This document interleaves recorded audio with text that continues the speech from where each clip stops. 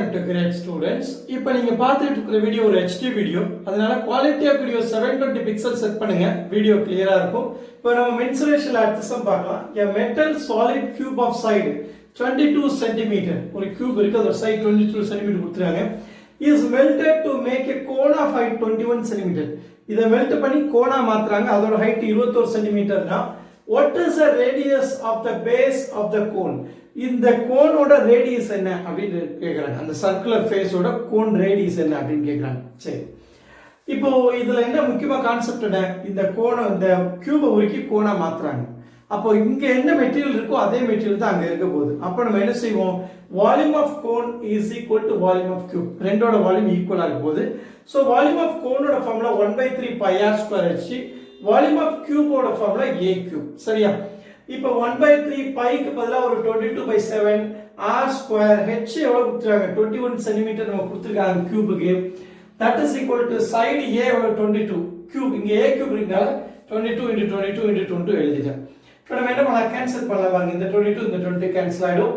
இந்த 3 × 7 21 கேன்சல் ஆயிடும். அப்ப r ஸ்கொயர் ஈக்குவல் டு 22 × 22 இருக்கு. அப்ப r ஈக்குவல் டு என்ன, 22 சென்டிமீட்டர். நம்ம radius of the base of the cone தான் கேட்டிருக்காங்க, அதான் 6. ஸோ ஆரோட இந்த 22 சென்டிமீட்டருக்கு இந்த ஆப்ஷன் சி தான் இதுக்கு சரியான ஆன்சர். அடுத்த சம் பார்க்கலாம். a cone of height 24 cm has a curved surface area 550 cm square. சரியா, இதோட CSA வந்து 550 cm square இருக்குன்னா எது, இந்த கோனோட CSA ஃபார்முலா என்ன, πr ன்னு சொல்லுவோம். πr தான் CSA ஃபார்முலா. இருந்ததுன்னா what is the ratio of its radius to slant height? சரியா, ரேடியஸுக்கும் இந்த ஸ்லாண்ட் ஹைட் L க்கு உள்ள ரேஷியோ என்னன்னு கேக்குறாங்க. ஹைட்டோட இது என்ன சொல்லிட்டாங்க, ஹைட் வந்து இங்க 24 சென்டிமீட்டர் கொடுத்திருக்காங்க. கர்வ் சர்ஃபேஸ் 550 கொடுத்திருக்காங்க. சரியா, CSA 550.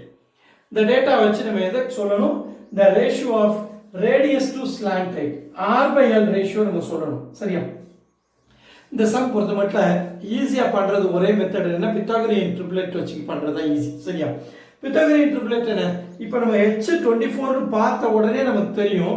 பித்தாகோரியன் ட்ரிப்ளெட் வந்து என்னன்னா 24 ஸ்கொயர் வந்து 576, அதோட ஒரு 49 ஆட் பண்ணா 625 ஆயிடும். 25 ஸ்கொயர் பார்த்த உடனே கண்டுபிடிச்சலாம். ஸோ இது 24 னா இது 25 இருக்கும், இது 7 இருக்கும் அப்படின்னு பார்த்துட்டு சம உடனே R/L தான் கேட்டிருக்காங்க. 7/25 ஆப்ஷன் சி ஆன்சர் பண்ணிடலாம். இதுதான் ஷார்ட்கட் மெத்தட் இருக்கிறதுல. பட் நம்ம பண்ணது கரெக்டா, சப்போஸ் தப்பாயிடலாம், ரேஷியோ இது தப்பாயிடுமா அப்படின்னு செக் பண்ணணும் நம்ம நினைச்சோம்னா நம்ம கிராஸ் செக் பண்ணலாம். எதை, இந்த பையாரெல்லாம் செக் பண்ணி பார்க்கலாம்.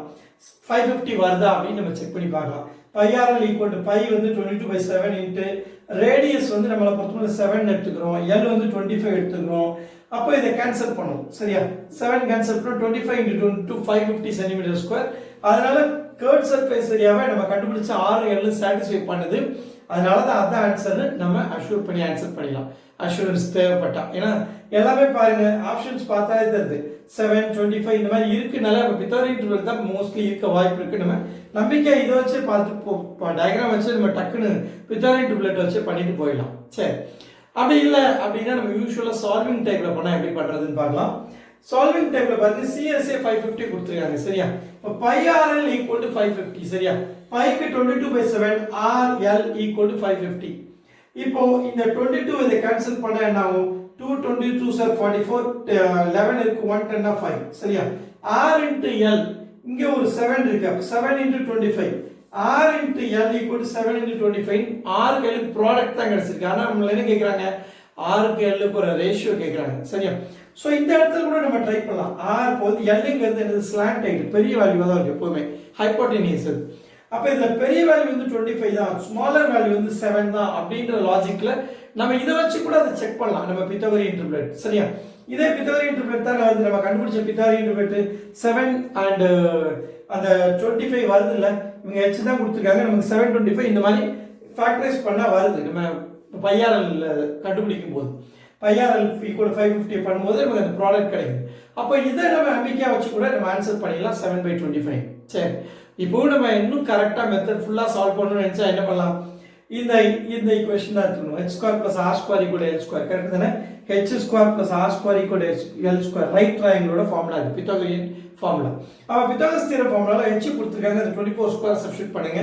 plus r square equal to l square வரும் சரியா இப்போ இங்க எல்லாரும் ஒரு ஈக்குவேஷன் இதுல எல்லாரும் ஒரு ஈக்குவேஷன் ரெண்டு ஈக்குவேஷன் ரெண்டு அன்னோன் கண்டிப்பா நம்ம சால்வ் பண்ண முடியும் பட் சால்வ் பண்றதுக்கு நம்ம என்ன பண்ணுவோம் இத கொண்டு இதல சப்ஸ்டிட்யூட் பண்ணலாம் சரியா எப்படி சப்ஸ்டிட்யூட் பண்ணலாம் இல்லனா இத கொண்டு இதல சப்ஸ்டிட்யூட் பண்ணலாம் அதாவது l square equal to 24 square plus r square இதெல்லாம் ஸ்கொயர் பண்ணி வச்சேங்க எல்லாத்தையும் சரியா ஸ்கொயர் பண்ணும்போது இங்க r square l square வரும் இங்க r square into இந்த வேல்யூ உள்ள சப்ஸ்டிட்யூட் பண்ணீங்கன்னா equation in terms of r power 4 வரும் r power 4 னு வேணும் r square equal to t னு வச்சு அத குவாட்ராட்டிக் மாத்தி சால்வ் பண்ணி மறுபடியும் r கண்டுபிடிச்சி அதுக்கு அப்புறம் l கண்டுபிடிச்சி ரொம்ப லென்த்தியான process ஆயிடும் அந்த மாதிரி ஸ்டெப்ஸ் பண்ணணும் சரியா சோ இத நீங்க ட்ரை பண்ணி பாருங்க இதுக்கு சால்விங் நல்லா சால்விங் தரோ வர்றதுக்காக நம்ம என்ன தரவா பண்ணணும் நம்பிக்கை வரணும்க்கு வேணா ரெண்டே சால்வ் பண்ணி பாருங்க பட் எக்ஸாமுக்கு வந்து இவ்வளவு போதும் பித்தாகோரியன் ட்ரிபிள் தான் எங்க சுத்தறாலும் பித்தாகோரியன் ட்ரிபிள் தான் நம்பிக்கை இருந்தா போதும் நம்ம அடுத்த क्वेश्चन பார்க்கலாம் a rectangular paper is 44 cm long சரியா ஒரு ரெக்டாங்குலர் ஷீட் இருக்கு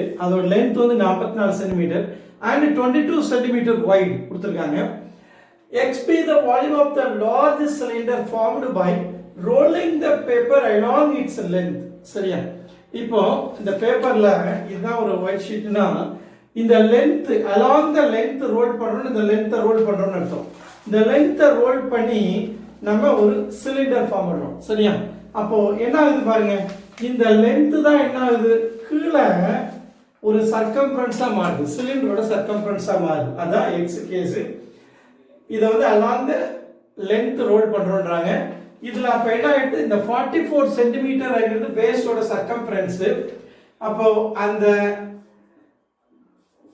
44 cm என்ன இருக்குனா 2 pi r equal to 44 கொடுத்திருக்காங்க அர்த்தம் இந்த சம பொறுத்தமட்டில் அதுதான் x கேஸ் சரியா x கேஸ் அடுத்து என்ன சொல்றாங்க y be the volume of the largest cylinder formed by rolling the paper along its width இதே பேப்பரை இந்த இதுல நம்ம ரோல் பண்ணலாம் அதாவது இந்த பேப்பர் இருக்கு பாருங்க இது width நான் width வைஸா ரோல் பண்ணால என்ன பண்ண முடியும் என்னால சிலிண்டர் ஃபார்ம் பண்ண முடியும் சிலிண்ட்ரிக்கல் ஷேப் கிடைக்குதா width வழியா ரோல் பண்ணால எனக்கு சிலிண்ட்ரிக்கல் ஷேப் கிடைக்கும் சரியா இப்போ இதுல இப்போ எனக்கு எது பேஸோட சர்க்கம்ஃபரன்ஸா மாறுது இந்த 22 cm தான் என்னது பேஸோட சர்க்குலர் ஃபேஸா மாறுது சர்க்கம்ஃபரன்ஸா மாறுது c equal to 22 சரியா இப்போ இந்த மாதிரி டேட்டா கொடுத்துறாங்க ஒரு தடவை ஒரு லெந்த் வச்சு பண்ணும்போது சர்க்கம்ஃபரன்ஸ் 44 cm அதே width ரோல் பண்ணா சர்க்கம்ஃபரன்ஸ் வந்து 22 cm இதோட வால்யூம் வந்து x இதோட வால்யூம் y சரியா அடுத்து பாருங்க அவ்வளவுதான் கொடுத்திருக்காங்க அடுத்து what is the ratio of x to y